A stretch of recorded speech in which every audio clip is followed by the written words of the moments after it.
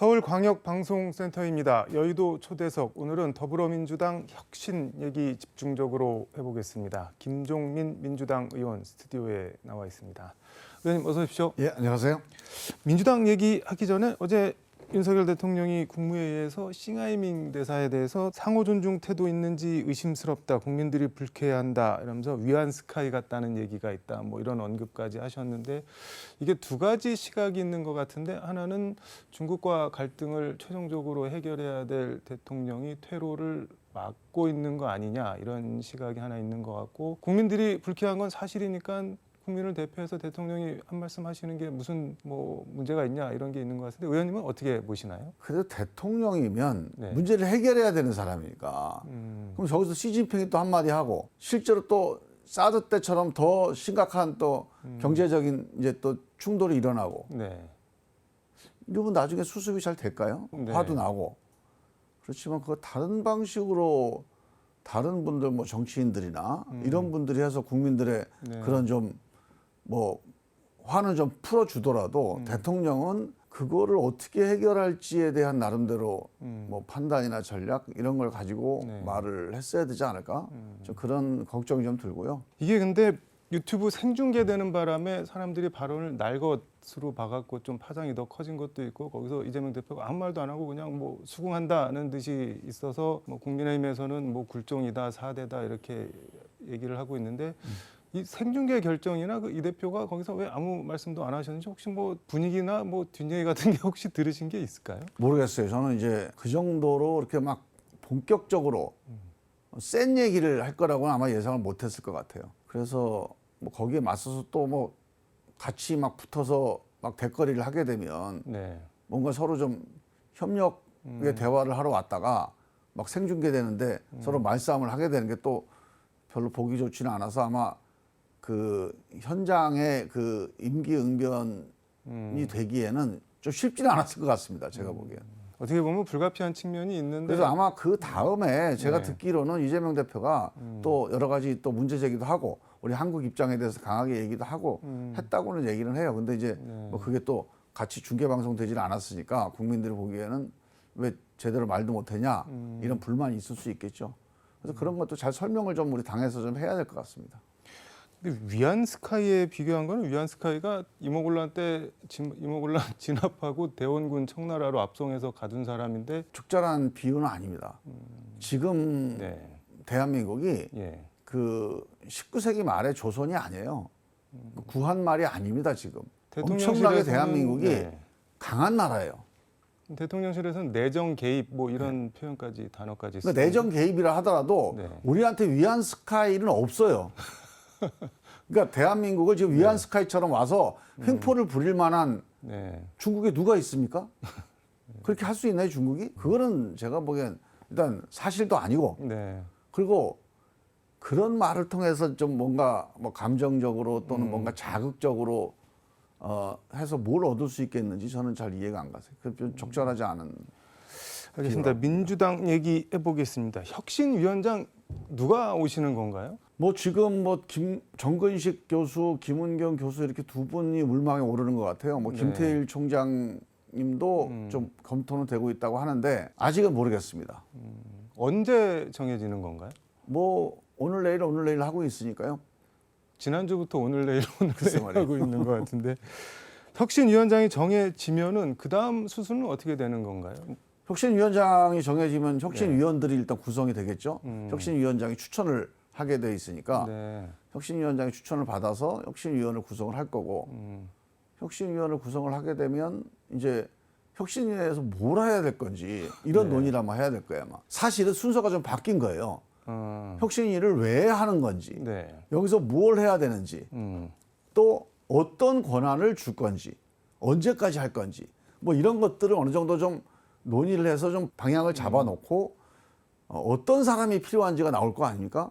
지금은 그러면은 혁신위를 만든다 말고는 아무것도 정해진 게 없는 거예요. 논의가 진행이 안 됐어요. 그 이후에. 그러면 서로 동상이몽인 것 같아요. 그러니까 그거를 여쭤보고 싶은데, 지금 혁신위에 대해서 친명 쪽에서는 이재명 체제를 좀 탄탄하게 하고 강화하고 뭐 그런 역할을 기대하는 것 같고, 반대 쪽에서는 그거 아니다, 뭐 이재명 대표 이선 후퇴 까지 포함해서 전권을 가지고 뭘 해도 해야 되는 거 아니냐 이렇게 보고 있는 것 같은데 이게 어느 쪽으로 갈까요, 그러면? 근데 저는 그거는 잘 이해가 안 가는 게 의원총회에서 쇄신 의총에서 혁신기구 얘기가 나온 게 네. 지금 이대로 민주당 가면은 총선 어렵다. 좀 바뀌어야 된다. 네. 이런 얘기가 뭐 수십 명의 의원들이 발언을 하면서 그러면 어떻게 할까를 여러 가지 고민하다가 네. 윤리기구도 바꾸자, 혁신기구를 만들자 이런 얘기가 나온 거거든요. 그렇다면 지금 이 이재명 체제, 이재명 지도부의 한계를 뛰어넘을 수 있는 방안을 고민해보고 만들어보자. 이게 혁신위의 임무가 맞아요. 그렇게 가는 게 맞습니다. 네. 만약에 지금 이재명 체제를 좀 보완할 것 같으면 뭘 혁신위를 왜 만듭니까? 그냥 이재명 지도부가 의원들하고 좀 소통해가지고 자, 뭐가 문제냐? 좀 보완해가자. 이렇게 가면 돼요. 지금 이 이재명 지도부 가지고는 쉽지 않겠다. 그렇다고 이거를 뭐 다 그만둬라. 비대위 만들자. 이렇게 하기에도 조금 뭐 네. 아직은 잘 모르겠다. 이런 중간 지점에 어떤 혁신이라고 하는 필요성이 나온 거거든요. 네. 그러니까 지금 이 이재명 체제의 한계, 문제를 극복하자는 취지가 혁신위의 가장 중요한 저는 과제라고 봅니다. 혁신이나 혁신위원장 권한은 누가 어떻게 주는 건가요, 그러면? 그거는 이제 당 대표와 지도부에서 네. 부여를 하는 거죠. 일단 기본적으로 현재까지 지난 1년 동안 이재명 지도부가 한계가 있다. 그러니까 뭔가 새로운 목소리, 새로운 시각, 새로운 안목 이런 거를 좀 찾아보자. 그래서 혁신이 얘기가 나온 거거든요. 정권을 주겠다 이런 얘기가 나온 거고 이재명 대표도 여러 번 그 얘기를 했어요. 네. 그래서 정권 혁신위로 가겠다. 전권을 주는 혁신위가 돼야 된다. 거기서 말하는 네. 전권이라는 거는 뭐 어떤 권한을 얘기를 하는 건가요? 글쎄 뭐 그거는 이제 이런 거죠. 혁신위가 네. 무슨 논의를 해서 어떻게 변할지 가이드라인을 주지 말자는 거예요. 그러니까 예를 들면 혁신위를 지금 왜 만듭니까? 이대로 가면 내년 총선이 쉽지 않을 수도 있겠다. 왜 총선이 어렵냐? 국민들로부터 신뢰를 잘 못 받아요. 윤석열 정부가 이렇게 엉망인데 이렇게 국민들로부터 비판을 받고 있는데도 민주당 쪽으로 확 기울질 않아요. 그러면 이게 문제가 뭐가 있는 거 아니냐 우리가. 네. 이 문제가 뭐냐? 그러면 총선 승리를 위해서 또는 그 근본 본질은 국민들의 신뢰를 회복하기 위해서 네. 우리 민주당이 어떻게 변화돼야 되느냐.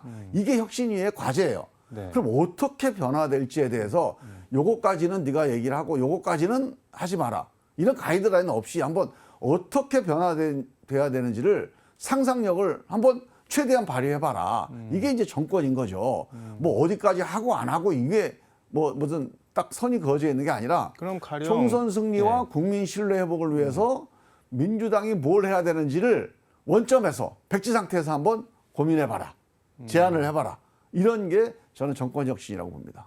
그럼 가령 혁신위에서 이렇게 합시다라고 해야 됩니다라고 정했을 때 뭐 가령 최고위원회의나 뭐 다른데 더 추인 없이 그 결정 사항을 그대로 실행을 해야 된다 뭐 그런 말씀이에요. 가능한 한 존중을 해서 그걸 이제 이행을 하자는 거예요. 예전에 김상곤 혁신이가 그렇게 했거든요. 네. 그 문재인 대표 때.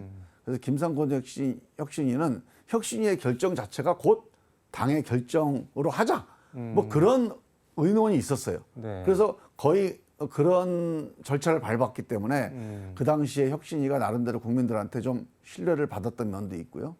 또 과감한 결정도 할 수 있었던 거죠. 그런데 혁신위는 네가 결정을 하던 나중에 또 최고위에서 따로 결정할 거야. 이래버리면 혁신위에다 누가 얘기합니까? 혁신위 얘기해봐야 어차피 뭐 나중에 지도부에 손볼 텐데 또 빨간 펜으로 또 찍찍 그릴 텐데 뭐 거기다 뭐하러 얘기할 필요 뭐 있어요.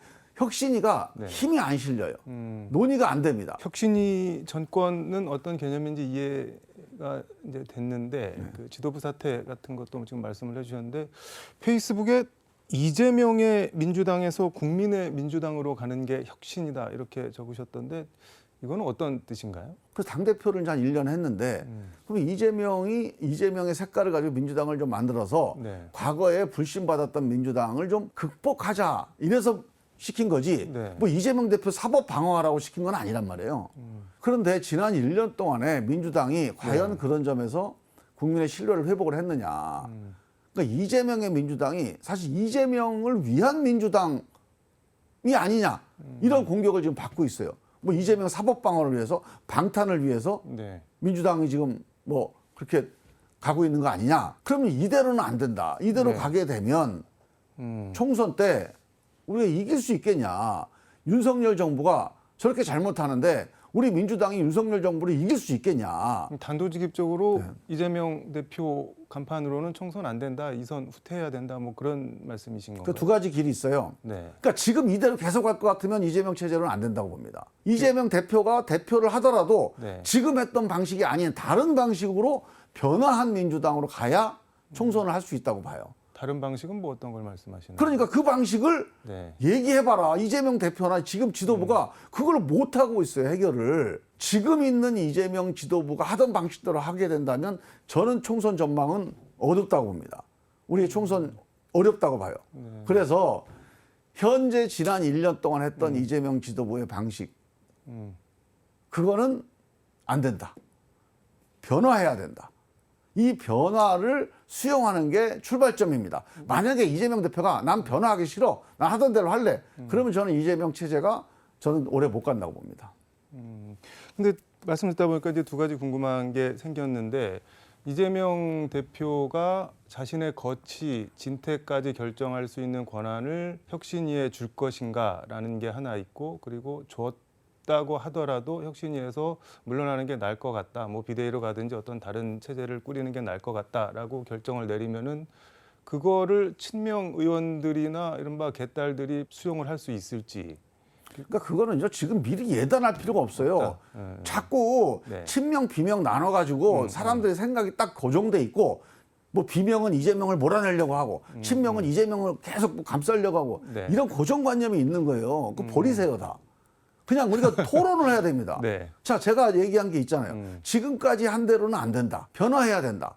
그럼 변화를 이재명 대표가 변화를 수용할 수도 있잖아요. 그래 맞다. 나 변화할게.